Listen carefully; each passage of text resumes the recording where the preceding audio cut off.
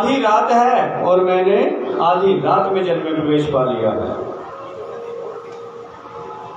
आधी रात्रि में आप कभी कहीं तीर्थ स्थानों पर यात्रा करने के लिए जाओ, कभी भी जल में स्नान नहीं करना। आरती के बाद कभी किसी तीर्थ स्थान में स्नान नहीं करना चाहिए। उसके पश्चात देवादिदेव वरुण देव जल का जो स्वामी है वो शयन करता है। सवेरे ब्रह्म मुहूर्त में ही स्नान उत्तम है। अगर तीर्थ स्थानों में जाकर के आप जो है आधी रात को 1:30-2 बजे करते हो स्नान, तो आपको पाप लगेगा इस चीज का। आपके पाप जाएंगे नहीं, उल्टा जीवन में आएंगे। इसलिए आधी रात्रि में तीर्थ स्थानों में प्रवेश वर्जित है। ध्यान रखना, कभी यात्रा करने के लिए जाओ, घर आने के लिए जल्दबाजी में कहीं स्नान अनुचित समय पर ना करना रात्रि के समय। वैसे भी तीर्थ स्थानों का महत्व, जब भी आप कहीं तीर्थ स्थान में गंगा जी हो, यमुना जी हो, अलकनंदा कहीं भी स्नान करते हो, तब क्या होता है? स्नान जैसे ही आप करते हो, आपका तन और मन पावन होता है, सारे पाप धुल जाते हैं।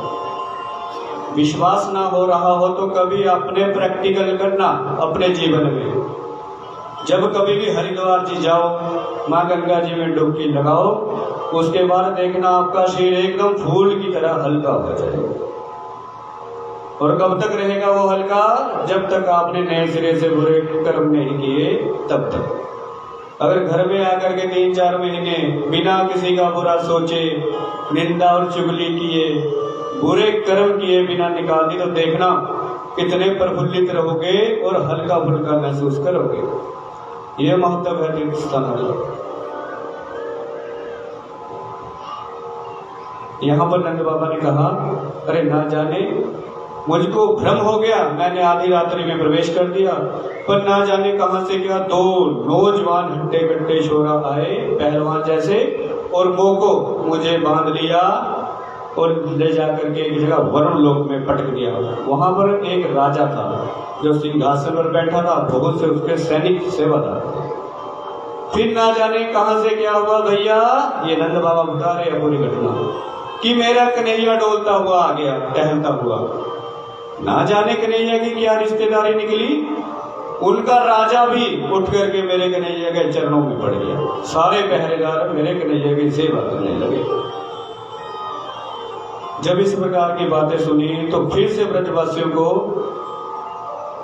क्या भ्रम हो गया कि हो ना हो नंद बाबा, आप हम सबसे झूठ बोले थे, ये कन्हैया तुम्हारा बेटा नहीं, अपितु साक्षात परम ब्रह्म स्वरूप, वो सच्चिदानंद स्वरूप भगवान नारायण ही है। हो ना हो बाबा, ये जो है नारायण है, ये परमात्मा है, ये तुम्हारा बेटा नहीं है। अब तो नंद बाबा को भी विश्वास हो गया कि सचमुच में ब्रजवासी बिल्कुल ठीक बात बोले। अब सारे ग्वाल बाल नंद बाबा के संग मिलकर के आगे एकदम से कन्हैया के पास में, जैसे बगल बगल में खड़े थे ना, एकदम से वहां से घूमे चले कन्हैया के पास। अरे कन्हैया भैया देखो, डायरेक्ट आते ही भगवान को सौगंध दे डाली। कन्हैया भैया, हम सब आपसे एक बात पूछना चाहते हैं। प्रभु मुस्कुराकर बोले, बोलो क्या पूछना है? कहते सच सच बताना, हमारी सौगंध लगे तुझे, अगर झूठ बोले तुझे हमारी सौगंध है, सच सच बता कि तू भगवान है या नहीं।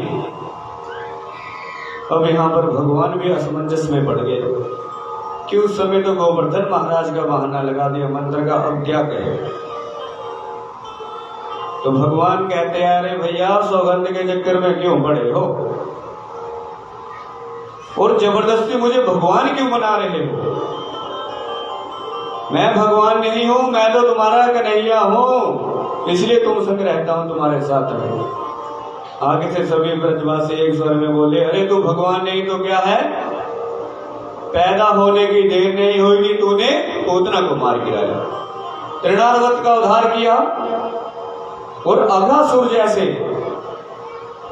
कालीनाग जैसे बड़े बड़े असुरों का मैंने मान मर्दन किया। हमसे तो आज तक कोई चींटी नहीं मारी गई, तूने बड़े बड़े राक्षस मार गिराए। तू भगवान नहीं तो और क्या है। सच सच बोलना तुझे हम सबकी सौगंध है, कसम लगे तुम्हारे। जब ये बात कही भगवान को लगा कि आज फंस गए, आज नहीं बचेंगे, आज फिर को ले जाएगा। आगे से भगवान मुस्कुरा करके बोले, एक बात बोलो ब्रजवासियों, तुम इस चक्कर में क्यों पड़े हो, मैं भगवान हूं या नहीं। अगर मैं भगवान हुआ भी तो तुम लोग क्या करोगे। अगर मैंने कहा कि मैं भगवान हूं तब क्या करोगे। आगे से जो है मधुमंगल एक स्वर में जोर से चिल्लाया, एकदम से बोल पड़ा, अरे भगवान हुआ तो हमें क्या लेना देना। यदि तू भगवान है तो हम सबकी तो बस एक ही इच्छा है, क्या कि यदि तू भगवान है तो तेरा वैकुंठ कैसा होगा। बस हमारी एक ही इच्छा है कि वैकुंठ ना जाने कैसा होगा। सभी जो है ऋषि मुनि महात्मा वैकुंठ की बड़े ही अद्भुत महिमा करते हैं। जब इस प्रकार से बात कही तो भगवान मुस्कुरा करके कहते हैं कि बच गए अपने राम। तो भगवान ने क्या कहा, कोई बात नहीं, तुमको वैकुंठ देखना है वो मैं दिखा दूंगा। अब इस चक्कर में ना पड़ो कि मैं परमात्मा हूँ, भगवान हूँ या नहीं। ब्रजवासी बोले ठीक है, हमें कुछ नहीं लेना देना, हमें तो वैकुंठ देखना है। भगवान सभी ब्रजवासियों को लेकर के कहां पर आए, ब्रह्मकुंड में। वृंदावन में जाओगे वहां पर अनेकों कुंड है, जो ब्रह्मकुंड है उसमें वैकुंठ का दर्शन करवाया। अब भगवान जो है कुंड है कुएं की आकृति, भगवान उसके बगल में खड़े हैं और कहते हैं, एक बात सुनो ब्रजवासियों, अब दोबारा मेरे से मत कहना, सच बता भगवान है या नहीं। आज इस झंझट को ही खत्म करो। तुम्हें वैकुंठ देखना है वो तुझे आज दिखा दूंगा, अच्छा करेगा तो दिखा। तो भगवान ने कहा, जो जो वैकुंठ देखना चाहे सो या सरोवर में डुबकी लगाए। बस इतना सुनते ही सभी ब्रजवासी कूद पड़े, सारे के सारे उस कुंड में, और भगवान बाहर खड़े होकर के मधुर बंसी की गान बजा रहे। अब जैसे ही डुबकी लगाई कि कहाँ पहुंच गए सारे के सारे ब्रजवासी, नंद बाबा माँ यशोदा के संग में भगवान के वैकुंठ लोक। वैकुंठ लोक में जैसे ही पहुंचे तो चारों तरफ देख करके अचंभित हो गए, आश्चर्य हुआ।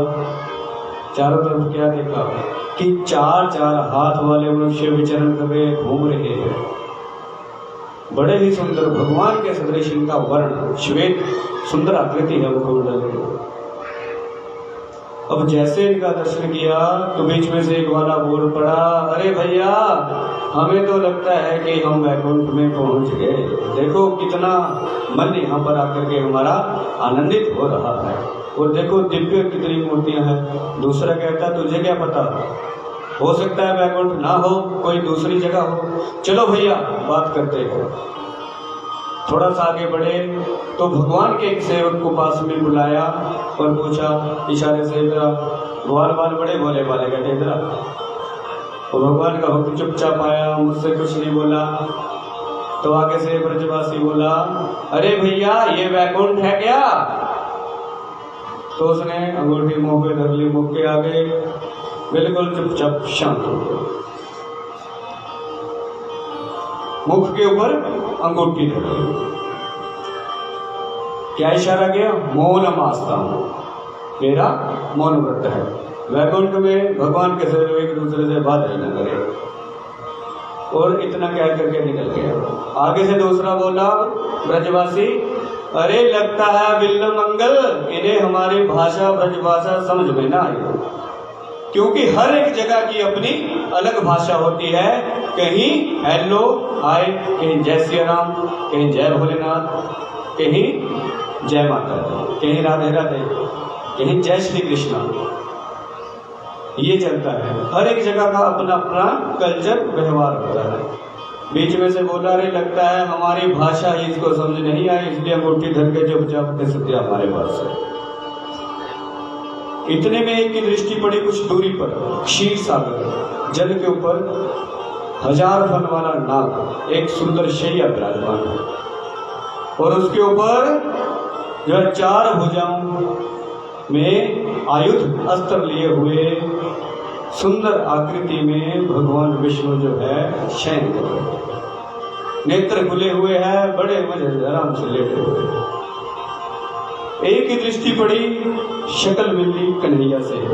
इतने में दूसरा ग्वाला बोला, अरे अरे देखो, वो देखो सामने जो शेषनाग के ऊपर बैठा है, इतने विशाल अजगर के ऊपर, वो हमारा कन्हैया लग रहा है हमें। चलो देखते हैं कौन है। दूर से तो पहचान नहीं पाए, पहले भ्रम हुआ कि यहाँ का राजा होगा, चलो पता करते हैं।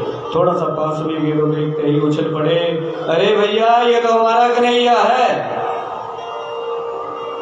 भगवान का स्वरूप जैसा गोप वेश अवतार के समय गोकुल ब्रज भूमि में है, ठीक वैसा ही स्वरूप वैकुंठ में है। धराधाम के ऊपर गोप वेश बनाया है, साधारण मनुष्य की तरह, और वैकुंठ में 4 भुजाओं में लेटे हैं, मुख मंगल की आकृति सेम टू सेम। कहते ये हमारा कन्हैया है। पास में जाने लगे। अब जैसे भगवान से मिलते हैं ना वृंदावन में, जप्फी डालते हैं, कबड्डी खेलते हैं, कुश्ती करते हैं, अनेक क्रीड़ाएं करते हैं, तो पास में जाने लगे। आगे से पहरेदारों ने बस निकाल दी, यहीं पर रुक जाओ, आगे कोई नहीं जा सकता। अब सभी ग्वाला ऐसे हाथ जोड़ करके खड़े हो गए। अरे देखो हमारे कन्हैया के तो बड़े ठाकुर। एक के मन में आया, अरे हम तो कह रहे थे काली नाग को बस में कर लिया, जिसके थोड़े से फन थे, 1 से 1 फन।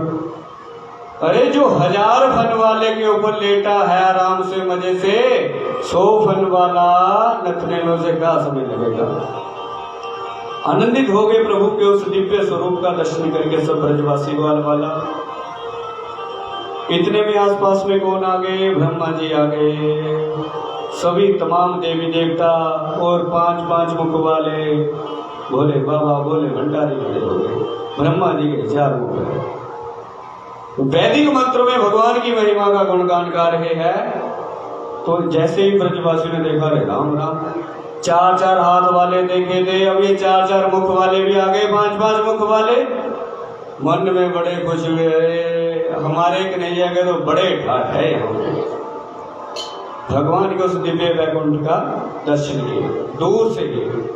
सभी देवी देवताओं ने दूर से ही भगवान का स्तुति वंदन किया वैदिक मंत्रों से। वैकुंठ में कोई भी भगवान के नजदीक नहीं जा सकता। उस अद्भुत ऐश्वर्य को देख करके, सौंदर्य को, सभी प्रफुल्लित हुए, आनंदित हुए। कहते बड़े ठाठ है हमारे कन्हैया के, वाह क्या कहना इसका। अब कुछ ही पल के पश्चात भयभीत हो गए, डर भी गए।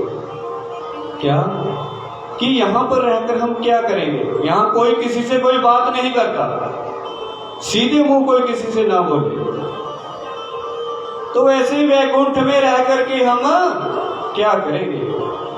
घबराए। यहाँ तो 1000 फन वाले के ऊपर लेटा है, तो ना जाने और कितने ऐसे नाग होंगे। और ये 4-4, 5-5 मुख वाले आए, कहीं हजारों मुखों वाले आने शुरू हो गए। भैया हम नहीं रह सकते यहाँ पर। तुरंत घबराए, मन में भाव आया, रे कन्हैया भैया हमें नहीं देखना तेरा वैकुंठ, हमारे लिए तो हमारा वृंदावन धाम ही अच्छा है। जो वृंदावन धाम का स्मरण किया कि जैसे कूदे थे, ठीक ऐसे ही उछल उछल करके अपने आप वापिस आ गए। बोले वृंदावन बिहारी लाल की। जैसे डुबकी तो अपने आप लगाई, ध्यान किया, अपने आप उछल उछल करके बाहर निकलने लगे सारे बस। अब निकल करके सारे बाहर आए। कन्हैया मंद मंद मुस्कुराते हुए बंसुरी बजा रहे। अब भगवान मुस्कुरा करके कहते हैं, क्यों भैया कहो कैसा रहा वैकुंठ दर्शन, अच्छा लगा या नहीं? नहीं। आगे से सभी हाथ जोड़ करके बोले, मान गए कन्हैया, बड़े गजब के ठाठ है भैया तेरे। अरे जो 1000 फन वाले के ऊपर लेट सकता है तूने, अगर वो 100-101 फन वाले का मंथन कर दिया तो कौन बड़ी बात है। खूब यहाँ पर भगवान की महिमा गाई। फिर आगे क्या, बीच में से एक ब्रजवासी बोला, अरे कन्हैया भैया, तेरा वैकुंठ चाहे 1000 गुना अच्छा हो, परंतु तेरे वैकुंठ की अपेक्षा हमारा ये ब्रज प्रदेश लाखों गुना अच्छा है। अब यहां पर भगवान के वैकुंठ को ही फेल कर दिया ब्रजवासियों ने। भगवान कहते, अच्छा ऐसी क्या कसर है मेरे वैकुंठ में। कहते हैं कि नहीं, यह कसर नहीं तो क्या है। अरे ऐसे वैकुंठ का हम क्या करेंगे जहां पर तेरे पास भी जाने को नहीं दिया जाता किसी को। तेरे पास में कोई जा ना पाए, बिना मतलब के कोई बात न करे किसी से, तो भैया क्या फायदा ऐसे वैकुंठ का। इससे अच्छा तो हमारा ये श्री राम वृंदावन है। जब मन हो तेरे से मिलने का तो आ जाए दौड़े दौड़े तेरे पास और कहे तुझे पकड़ करके आजा कन्हैया कबड्डी खेले, और कभी आधा खाना हम खा लें और आधा तेरे को खिला दे। जब दर्शन की इच्छा हो हम दौड़े भागे तेरे पास में आए, या कभी कभी तो तू अपने आप ही भागा रहता है हमारे पास में। तो बता, वैकुंठ से ज्यादा बढ़िया है हमारा ये वृंदावन धाम, जहां पर तुम्हारे दर्शन हमें बड़े ही सरलता से मिल जाते हैं। इस प्रकार से भगवान ने अपने वैकुंठ गोलोक धाम का दर्शन ब्रजवासियों को करवाया। भगवान के बड़े ही सुंदर और मनोहर लीलाएं हैं। जितना भगवान का सरलीकरण साधारण रूप में भगवान ने इस धरती के ऊपर आकर के संपूर्ण रूप में लीलाएं व्रज धाम में कृष्ण जन्म में करी, अन्य किसी जन्म में नहीं की। राम जी बन करके आए, वामन भगवान बन करके आए, असंख्य अवतार है भगवान के, गणना नहीं कर सकते। जब भी धरती के ऊपर पाप बढ़ता है, अधर्म, तब भगवान किसी न किसी रूप में प्रकट हो जाते हैं। अनेक अवतार भगवान ने लिए, वो थे भगवान के अंश अवतार। भगवान ने अपना एक एक अंश धरती के ऊपर भेजा। पर जब कृष्ण अवतार लिया गौ मां की पुकार के कारण, तो गौ मां से इतना प्रेम करते हैं मेरे कन्हैया कि अपना वैकुंठ ही खाली कर दिया। अपने वैकुंठ को त्याग करके संपूर्ण रूप में आए हैं भगवान बाल कृष्ण के रूप में। बोल बाल कृष्ण लाल की। भगवान का ये अद्भुत मनोहर जन्म इस धराधाम के ऊपर हुआ। इसीलिए तो भगवान के लीला जब एकाग्र मन से श्रवण करते हैं तो हमारा मन प्रभु के चरणों में लग जाता है और भगवान से ही हमारा अनन्य प्रेम हो जाता है।